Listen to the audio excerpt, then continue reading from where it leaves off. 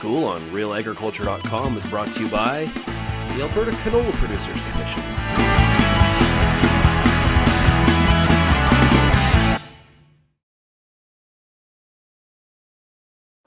Well, 2012 was an interesting year with Diamondback Moth because we had an early flight of Diamondback Moth, and they came in numbers larger than normal.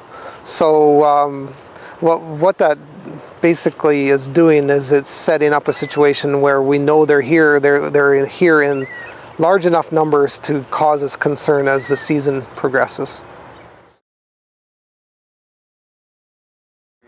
So typically we're worried about Diamondback Moth as the crop comes out of flower and we have the pods filling.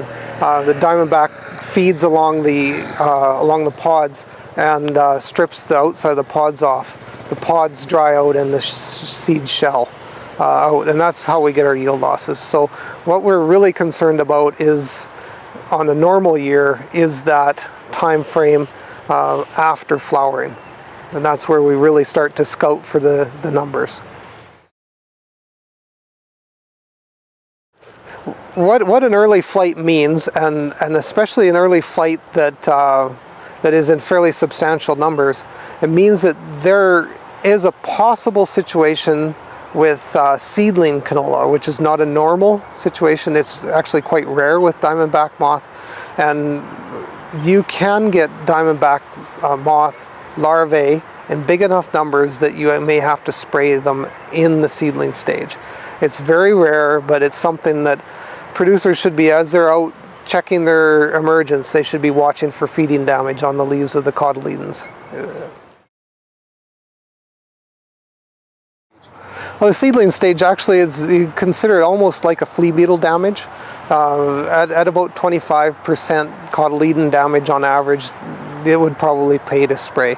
It's a very similar, the research is not there to support that, but if you consider the damage, it's similar to a flea beetle, so that's how I would assess it if we ran into it.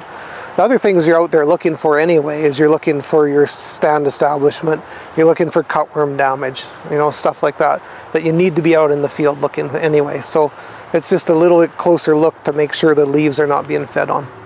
Yeah, you should be watching for pinhole feeding, determine whether that's from flea beetles or maybe Diamondback Moth. It's a rare situation, but we're in that type of situation this year where the flight was big enough and early enough that it could happen. We've had in the past very rare situations where Diamondback Moth larvae were in big enough numbers that a crop wouldn't come into flower. They're actually damaging the flowers before they could open, and that's again something that would need to be assessed on an annual basis. But it's very, very rare. It's an unusual situation. But given the early flight and the large early flight, we could build up into populations where that could happen. Diamondback Moth goes through 3 to 4 generations. And when we get this really early flight, if we get a warm summer, we could get 4 generations, and that means we could get big populations. On the other side of the coin, though, is we always have natural enemies of Diamondback Moth. And so it depends on how effective the natural enemies are suppressing the population, where we end up, whether we have to spray at the end of the season or not. Yeah, generally Diamondback Moth is considered to be actually coming in on flights from southern Texas and Mexico, California, but there's some argument around whether or not they're overwintering. I don't think it matters one way or the other. I think what matters is how the population evolves through the season, and if it gets to big enough numbers early enough in the season to cause us trouble.